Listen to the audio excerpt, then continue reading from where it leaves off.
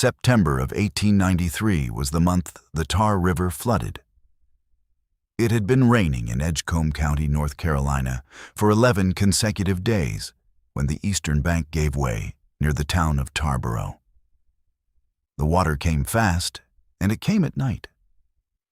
By morning, the lower fields were under 4 feet of standing brown water, and the roads that connected the outlying farms to the town center had become shallow rivers carrying fence posts and feed sacks and the occasional bloated carcass of a hog.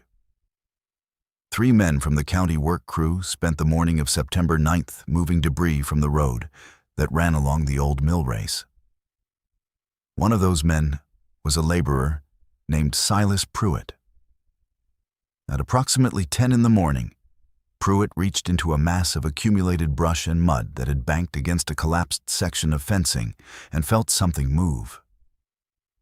What he pulled out of the mud was a child, a boy, small in height. The age was later estimated at between 18 months and 2 years. He was alive. He was not crying.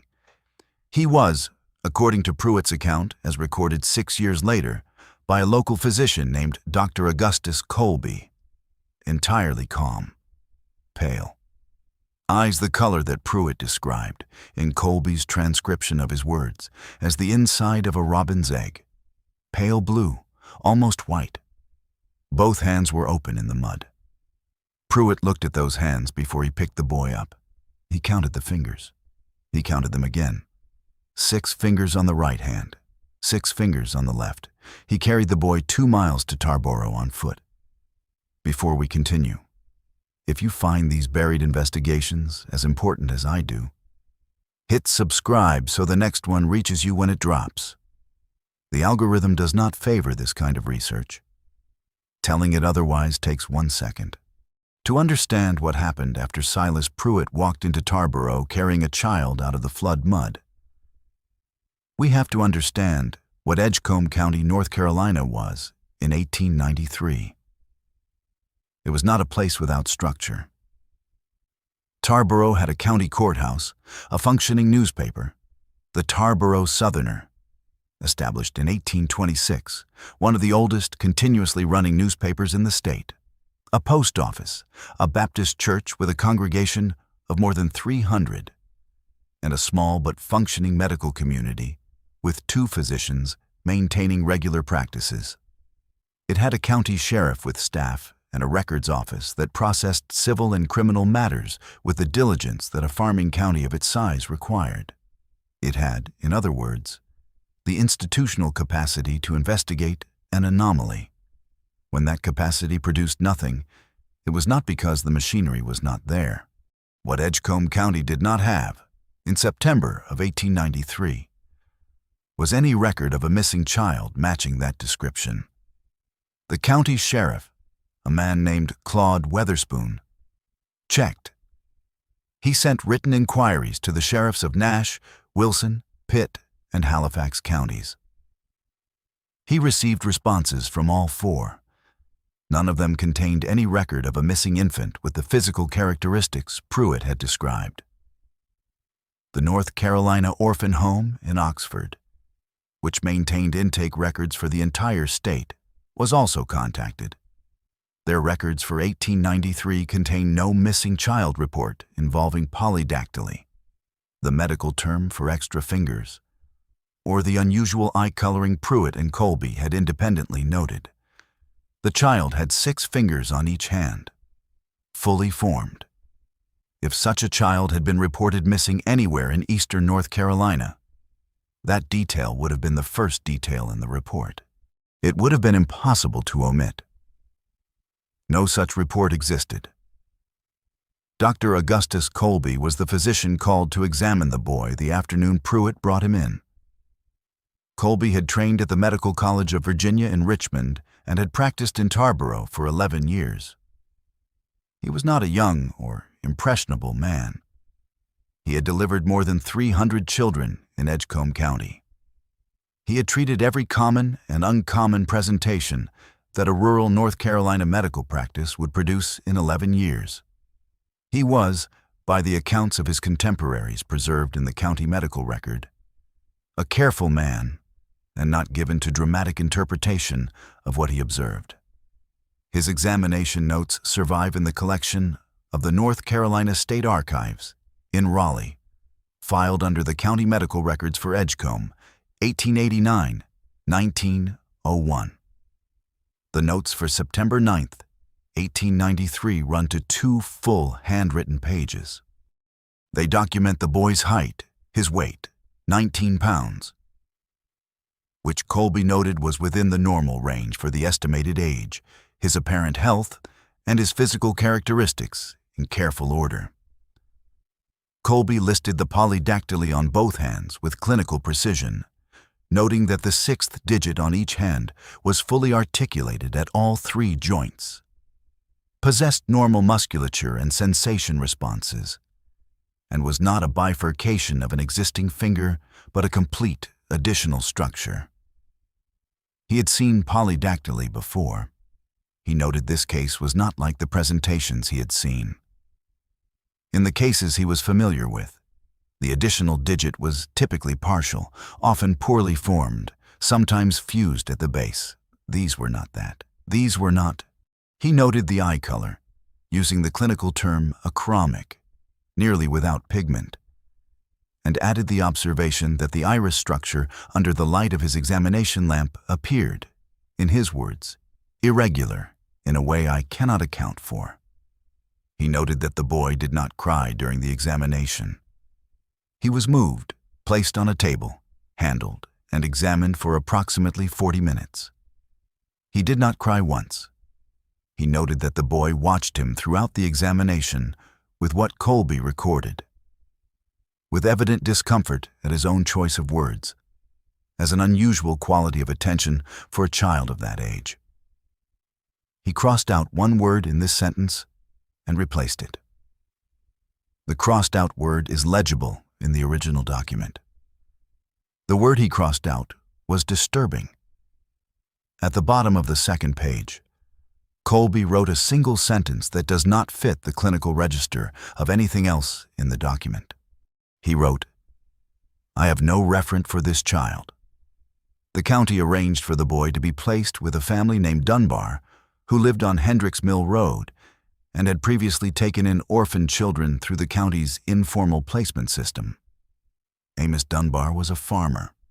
His wife Ruth had raised 2 children of their own and 2 placed children before this boy arrived. She named him Thomas because he needed a name, and she had recently lost a brother by that name and thought the weight of it might help carry the boy forward. Ruth Dunbar kept a personal diary. That diary, covering the years 1888 through 1902, was donated to the Edgecombe County Historical Society by her granddaughter in 1971. It is available to researchers. Most of what we know about the next 14 months of the boy's life comes from Ruth Dunbar's handwriting.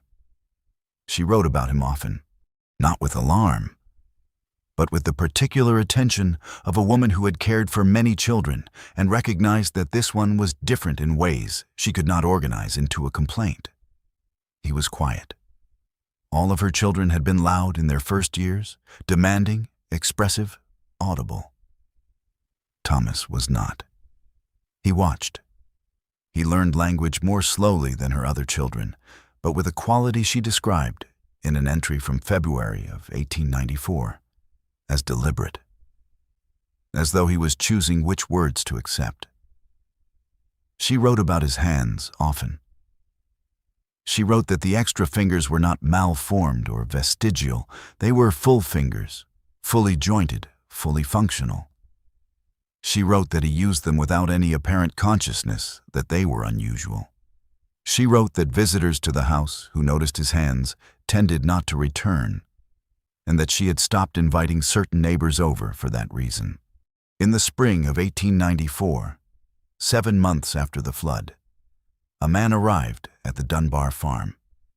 Ruth Dunbar's diary entry for April 14, 1894 describes him as well-dressed, from somewhere north judging by his speech. carrying a leather case and giving his name as Mr. Aldis. She does not record a first name. She does not record any institution he represented. She wrote that he asked to see the boy. She wrote that Amos brought Thomas out to the porch, and the man called Aldis looked at him for a long time without speaking. She wrote that he examined both of the boy's hands very carefully, turning them over, spreading the fingers, pressing on the joints, spending particular time on the sixth finger of each hand. She wrote that when he was done, he thanked them and left. He did not say how he had learned of the child. He did not say why he had come. He did not say whether he would return. He did return 3 times over the following 8 months. Each visit was shorter than the last. Each time he came alone. Each time he looked at the boy's hands.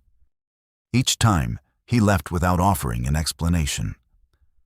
The last entry in Ruth Dunbar's diary that mentions the man called Aldis is dated December 3rd, 1894. She wrote that he had come again, and that this time he had brought another man with him, older, who carried a notebook and wrote in it while looking at Thomas. She wrote that the older man spoke to the younger one in a way she described as though giving instruction. She wrote that they stayed for less than 10 minutes. She wrote that when they left, Amos watched from the window as they drove away in a black carriage, and that neither of them looked back. Thomas Dunbar, the name Ruth gave him, the only name he had, disappeared from the county record in the spring of 1895. A notation in the Edgecombe County Poor Relief Ledger for March of that year records a transfer of wardship. The receiving institution is listed as a private care organization based in Raleigh. The name of the organization is written in a hand different from the rest of the ledger entry, as though it was added later. The name itself is partially illegible. 2 researchers who have examined the original document at the State Archives have offered 2 different readings of it. Neither reading corresponds to any organization registered with the state of North Carolina in 1895. No further record of Thomas Dunbar exists in any North Carolina archive that has been searched for this investigation. Dr. Augustus Colby continued practicing medicine in Tarboro until his retirement in 1909. He delivered children, treated illness, maintained the careful records that defined his professional character throughout those years, and did not speak publicly about the boy from the flood for more than a decade. In 1906, 13 years after September 9th, 1893, he gave a short address to the Edgecombe County Medical Association at their annual meeting in Tarboro. A handwritten draft of that address survives in a private collection in Wilson County, North Carolina, obtained by a descendant who preserved it without fully understanding its significance. The draft runs to 11 pages. Most of it concerns routine medical practice in rural counties. But on pages 8 and 9, Colby addressed, briefly and without naming names or dates, a case from his early career in which he had examined a child whose physical characteristics he had been unable to reconcile with any pathology in his training or his subsequent reading. He wrote that he had made inquiries to colleagues at the Medical College of Virginia and at the Johns Hopkins Hospital in Baltimore. He wrote that none of those colleagues had encountered a comparable presentation. He wrote that he had eventually received a letter, he did not say from whom, informing him that cases of this nature were not unknown to certain researchers and that Colby should consider the matter closed. He wrote that the letter had not satisfied him. He wrote that he had continued to think about the case in the years since and had found no satisfying framework for it in any medical literature he had accessed. He wrote in the draft of that 1906 address that he had never considered the matter closed. He did not elaborate. The address was delivered and then filed. It was not published in the association's annual proceedings. There is no record in any surviving minutes of the meeting of it being discussed or questioned by the physicians who heard it. The Medical College of Virginia's Correspondence Archive for the 1890s is partially intact. A research inquiry submitted for this investigation found no outgoing letters from the college to Edgecombe County, North Carolina, for the years 1893 through 1896. That absence is not conclusive. Correspondence archives from that period are notoriously incomplete.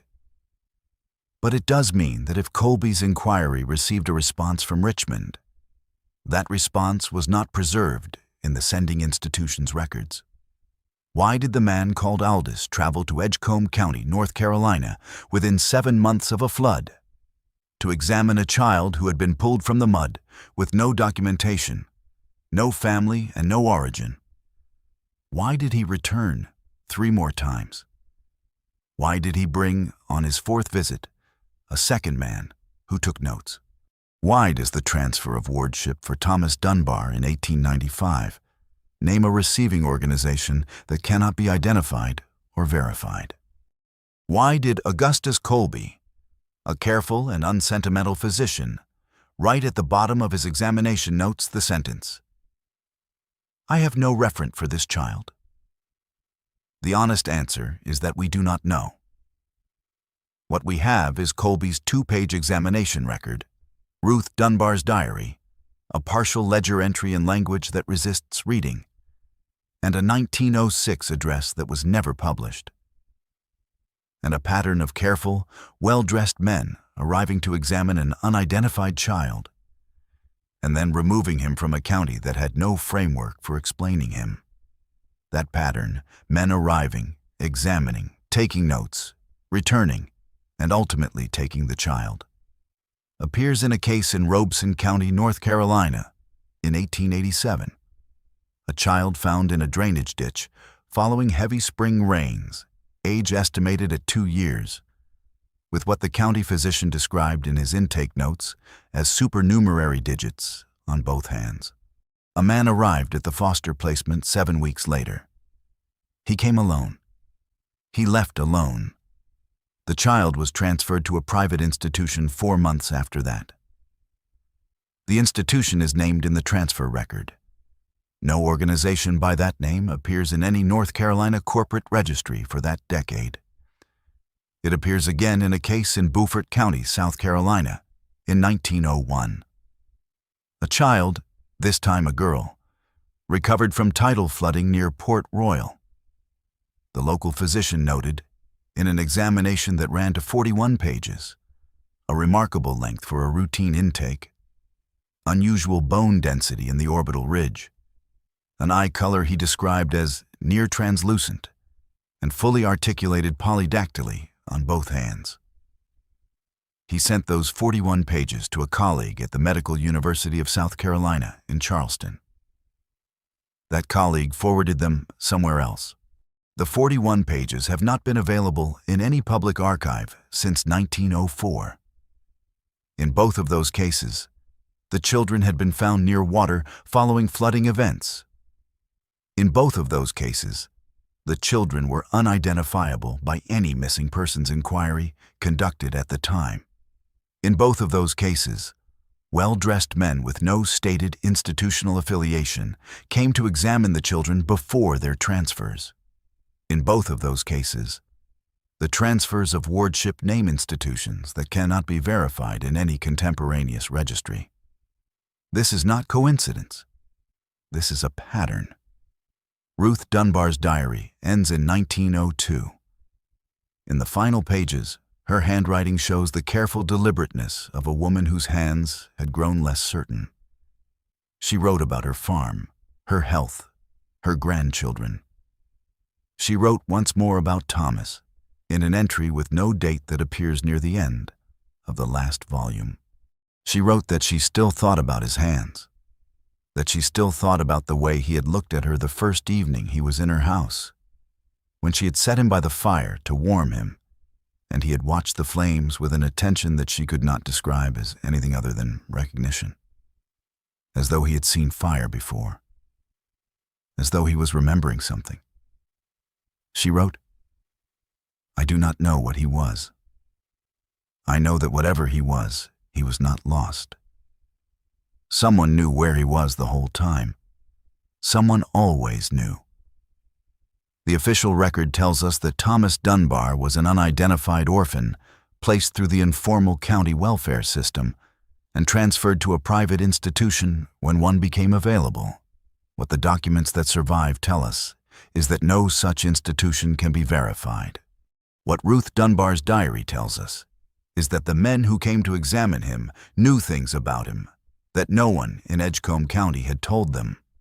And what the pattern across 3 counties and 18 years tells us is that whatever was being tracked in those children with their extra fingers and their pale eyes and their quality of unusual attention, someone was tracking it systematically, long before anyone in the public record admitted it was worth tracking.